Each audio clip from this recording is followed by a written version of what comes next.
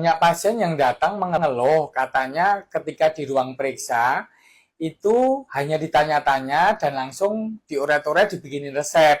Jadi nggak dilakukan pemeriksaan fisik. Sebenarnya jika ada komunikasi yang baik, itu hak pasien untuk meminta dilakukan pemeriksaan oleh dokter. Dok, tolong diperiksa dok, supaya sakit saya ketahuan, misalnya begitu. Jadi tahapan penegakan diagnosa itu dimulai dengan anamnese. Anamnesa itu dokter bertanya tentang riwayat penyakit pasien, riwayat pengobatan terdahulu, terus keluhannya apa saja, mulainya kapan, dan intensitasnya bagaimana. Kemudian setelah anamnesa dilakukan, baru berlanjut ke pemeriksaan fisik.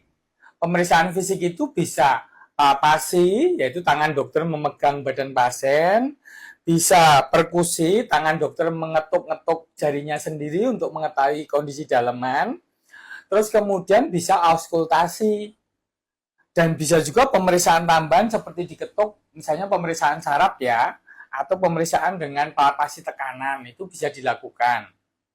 Jadi pemeriksaan fisik itu ada gunanya untuk lebih memperjelas informasi yang didapat dari pasien tersebut. Misalnya untuk palpasi ya, pemeriksaan di dada untuk menentukan lokasi di mana atau sumber dari mana penyebab keluhan tersebut. Apakah dari otot, ataukah dari kemungkinan dari peradangan.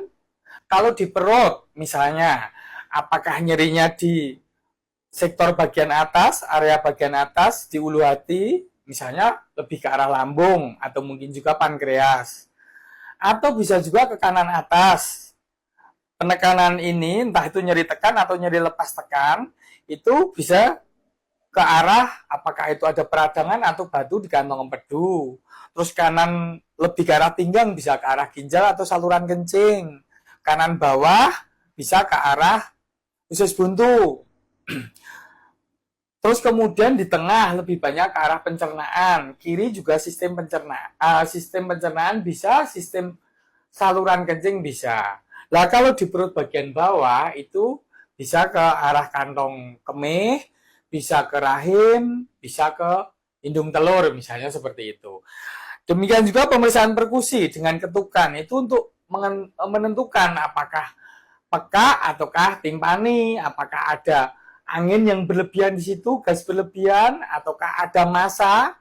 Massa itu misalnya menemukan daerah yang mengeras, apakah itu dari otot ataukah itu dari massa atau tumor di dalam perut gitu. Jadi setelah pemeriksaan fisik dilakukan, tahapan berikutnya dokter akan menentukan apakah ada indikasi untuk pemeriksaan penunjang. Pemeriksaan penunjang itu bisa laboratorium, bisa pencitraan, bisa untuk rekam yang lain, misalnya rekam otak, atau pemeriksaan laboratorium yang lebih canggih lagi juga ada.